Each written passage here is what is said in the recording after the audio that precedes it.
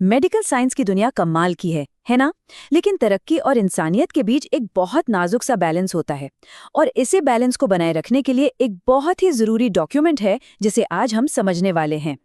Helsinki की घोषणा। ये वो नियम है जो ये पक्का करते हैं कि रिसर्च में हिस्सा लेने वाले हर एक इंसान की सुरक्षा हो। तो जरा सोचिए, जब कोई नई दवा, बिल्कुल नई, पहली बार इंसानों पर टेस्ट की जाती है, तो जो लोग हिम्मत करके आगे आते हैं, जो वॉलंटियर्स होते हैं, उनकी रक्षा कौन करता है? उनके अधिकारों की क्या गारंटी है?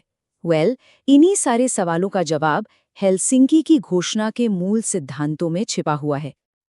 अब इसकी कहानी समझने के लिए थोड़ा सा पीछे जाना होगा, इतिहास में। देखिए, दूसरे विश्व युद्ध के बाद न्यूरेनबर्ग कोड तो आया, एक कानूनी जवाब के तौर पर। लेकिन मेडिकल कम्युनिटी को लगा कि ये काफी नहीं है। उन्हें कुछ और चाहिए था, एक नैतिक गाइड, एक मॉरल कंपस, जो वकीलों ने नहीं बल्कि खुद डॉक्टरों ने अपने साथी डॉक्टरों के लिए बनाया हो।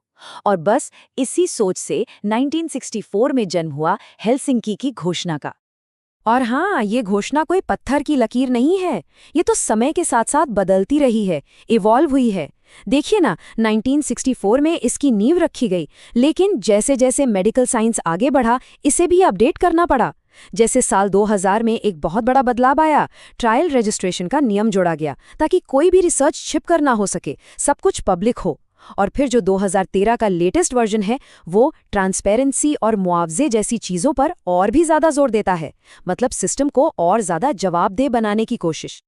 तो सवाल ये है कि ये घोषणा काम कैसे करती है।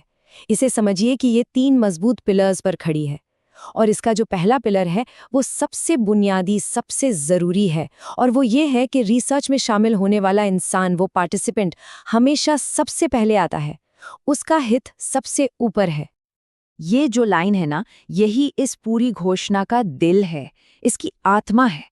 इसका मतलब एकदम साफ है कि विज्ञान की तरक्की हो, समाज का भला हो, ये सब ठीक है, लेकिन इन सबसे ऊपर है उस एक अकेले इंसान का स्वास्थ्य और उसका कल्याण, जो उस रिसर्च में हिस्सा ले रहा है। ये एक ऐसा प्रिंसिपल है जिस पर कोई कॉम्प्रोमाइज नहीं हो सकता, बिल्कुल नहीं। लेकिन सवाल ये है कि इस सिद्धांत को असलियत में लागू कैसे करते हैं। तो इसका जरिया है इन्फॉर्म्ड कंसेंट की प्रक्रिया, यानी सूचित सहमति। इसके ना मोटे मोटे तौर पर 3 मतलब हैं। पहला, कोई भी अपनी मर्जी से हिस्सा ले, उस पर कोई दबाव ना हो। दूसरा, उसे रिसर्च के बारे में सब कुछ पता हो, क्या फायदे हैं, क्या नुकसान हो सकते हैं, सब कुछ। और तीसरा, ये जो सहमति है, इसे साफ तौर पर डॉक्यूमेंट किया जाए, बेहतर है कि लिखकर। और सिर्फ इन्फॉर्म्ड कंसेंट ही नहीं, सुरक्षा के और भी कई लेयर्स हैं, कई घेरे हैं। जैसे कि हर पार्टिसिपेंट का पर्सनल डेटा पूरी तरह से कॉन्फिडेंशियल रखा जाता है। जो वल्नरेबल ग्रुप्स हैं, जैसे बच्चे या बहुत ज़्यादा बीमार लोग, उनके लिए तो और भी स्पेशल प्रोटेक्शन के नियम होते हैं।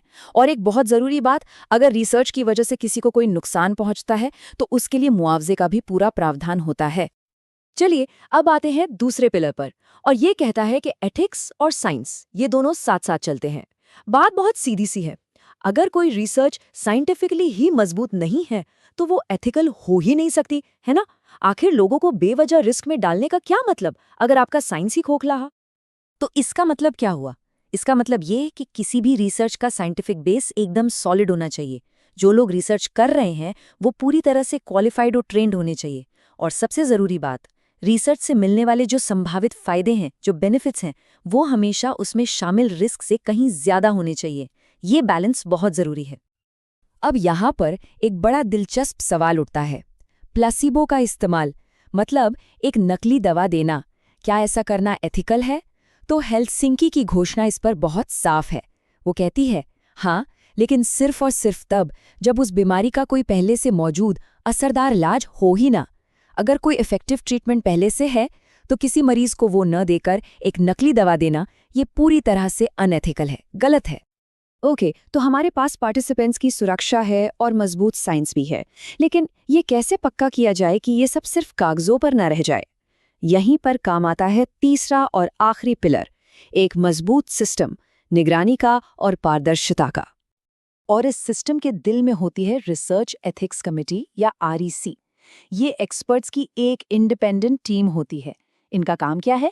इनका काम है किसी भी रिसर्च को शुरू होने से पहले उसकी एक एक चीज को बारीकी से जांच करना। ये लोग पक्का करते हैं कि रिसर्च का पूरा डिजाइन एथिकल है और पार्टिसिपेंट्स की सेफ्टी के साथ कोई भी समझौता नहीं किया जा रहा। और ट्रांसपेरेंसी का सबसे पहला और सबसे मजबूत नियम क्या है?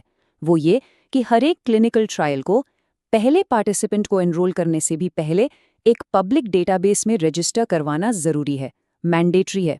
फायदा क्या है इसका? सीधा सा फायदा है, कोई भी रिसर्च अब दुनिया की नज़रों से छिपकर नहीं हो सकती। इससे अकाउंटेबिलिटी बढ़ती है। और ये ट्रांसपेरेंसी सिर्फ रजिस्ट्रेशन तक नहीं रुकती, इसमें और भी बहुत कुछ है। जैसे रिसर्च के सारे रिजल्ट्स पब्लिश किए जाएं, चाहे वो पॉजिटिव हो या नेगेटिव। ये भी साफ साफ बताया जाए कि रिसर्च की फंडिंग कहाँ से आ रही है, पैसा कौन दे रहा है।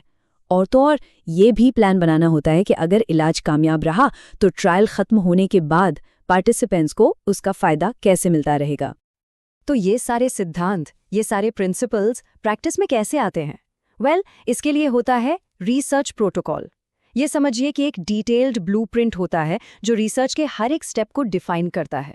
इसमें रिस्क बेनिफिट एनालिसिस से लेकर डेटा प्राइवेसी तक हर एथिकल नियम को एकदम ठोस प्रैक्टिकल स्टेप्स में बदला जाता है, ताकि कोई भी चीज़ अंदाजे पर या किस्मत के भरोसे न छोड़ी जाए।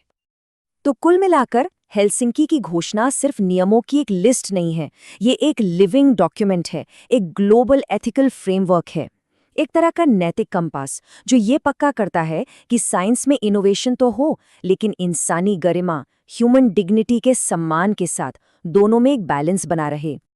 और आखिर में भविष्य के लिए एक बड़ा सवाल। आज हम एआई, जीन एडिटिंग और बिग डेटा के ज़माने में जी रहे हैं। तो ऐसे में मेडिकल रिसर्च के सामने अगला बड़ा एथिकल चैलेंज क्या होगा?